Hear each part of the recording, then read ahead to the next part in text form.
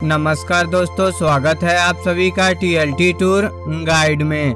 दोस्तों, आज की इस वीडियो में हम बात करने वाले हैं जगन्नाथ रथ यात्रा 2022 से संबंधित पूरी बातें कि आप कब जाएं और कैसे जाएं, कहां रुके और कहां घूमें तथा कुल खर्चों के बारे में। ये सभी जानकारी मैं आप सभी को इस वीडियो में बताऊंगा। और यदि आप इस चैनल पर नए आए हैं तो इस वीडियो को लाइक और चैनल को सब्सक्राइब करना ना भूलें। तो चलते हैं, वीडियो को स्टार्ट करते हैं। तो आइए जानते हैं कि 2022 में जगन्नाथ रथ यात्रा कब है। तारीख व मुहूर्त। जो भगवान जगन्नाथ के स्मरण में निकाली जाने वाली इस यात्रा का हिंदू धर्म में बड़ा ही पावन महत्व है और पुरी में इस यात्रा का विशाल आयोजन हर वर्ष किया जाता है, जो केवल भारत में ही नहीं बल्कि दुनिया भर में एक प्रसिद्ध त्योहार के रूप में जाना जाता है। और विश्व भर से लाखों श्रद्धालु इस रथ यात्रा के साक्षी बनते हैं। और जगन्नाथ से यहाँ आशय जगत के नाथ यानी भगवान विष्णु से है। और उड़ीसा राज्य के पुरी में स्थित भगवान जगन्नाथ मंदिर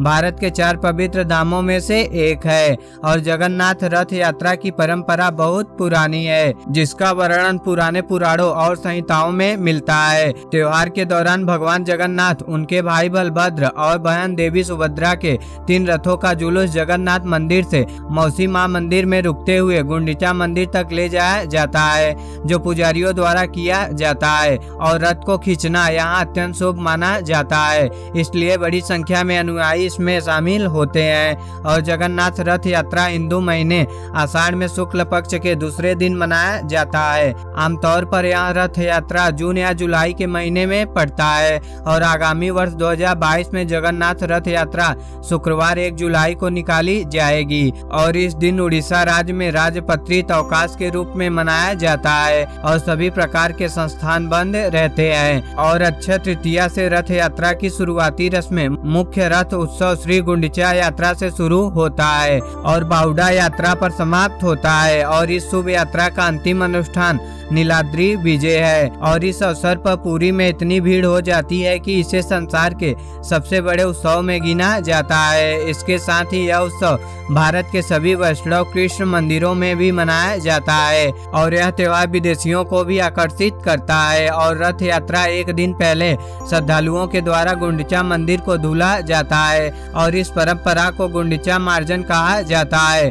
धार्मिक दृष्टि से देखा जाए तो पूरी यात्रा भगवान जगन्नाथ को समर्पित है, जो कि भगवान विष्णु के अवतार माने जाते हैं। कहते हैं कि जो कोई भक्त सच्चे मन से और पूरी श्रद्धा के साथ इस यात्रा में शामिल होता है तो उसे मरणोपरांत मोक्ष की प्राप्ति होती है, जिससे वे इस जीवन मरण के चक्र से बाहर निकल जाते हैं। पौराणिक कथाओं के अनुसार वैसे तो जगन्नाथ रथ यात्रा के संदर्भ में कई धार्मिक पौराणिक मान्यताएं जुड़ी हुई हैं, जिनमें से एक कथा का वर्णन कुछ इस प्रकार है। एक बार गोपियों ने माता रोहिणी से कान्हा की रास लीला के बारे में जानने का आग्रह किया, जिस समय सुभद्रा भी वहां उपस्थित थी, जिस कारण मां रोहिणी ने सुभद्रा के सामने भगवान कृष्ण की रास लीला का बखान करना उचित नहीं समझा, इसलिए उन्होंने सुभद्रा को बाहर भेज दिया। और इसी दौरान कृष्ण जी और बलराम सुभद्रा के पास पधार गए और उनके दाएं बाएं खड़े होकर मां रोहिणी की बातें सुनने लगे। और इस बीच देव ऋषि नारद भी वहां उपस्थित हुए और तीनों से उनके उसी रूप में उन्हें दैवी दर्शन देने का आग्रह किया। फिर तीनों ने नारद जी की इस मुराद को पूरा किया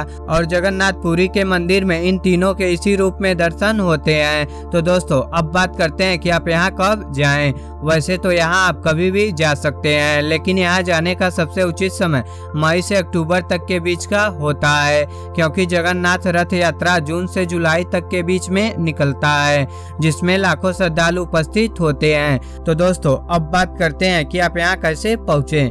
वैसे तो यहाँ आप बाई ट्रेन, बाई प्लेन और बाई बस से बड़े ही आसानी से पहुँच सकते हैं। तो दोस्तों, यदि आप ट्रेन से जा रहे हैं तो पुरी को मुंबई, अहमदाबाद, दिल्ली, ओखा आदि सहित अन्य भारतीय शहरों से सीधे एक्सप्रेस के माध्यम से जोड़ा जा सकता है, जिनके जरिए आप बड़े ही आसानी से मंदिर तक पहुंच सकते हैं। और यदि आप प्लेन से जा रहे हैं तो बीजू पटनायक एयरपोर्ट पुरी शहर का सबसे निकटतम एयरपोर्ट है, जहां से आप मंदिर के लिए टैक्सी ले सकते हैं। और हाँ, यदि आप बस से जा रहे हैं तो देश के विभिन्न शहरों से बसें चलाई जाती हैं, जिनके जरिए आप बड़े ही आसानी से मंदिर तक पहुंच सकते हैं। इसके अलावा आप यहाँ अपने निजी वाहन से भी मंदिर तक बड़े ही आराम से पहुंच सकते हैं। तो दोस्तों अब बात करते हैं कि आप कहाँ रुकें। तो दोस्तों जगन्नाथ मंदिर के आसपास आपको बहुत सारे सस्ते होटल देखने को मिल जाएंगे। साथ ही आपको यहाँ पर कुछ धर्मशाला भी देखने को मिलेगा।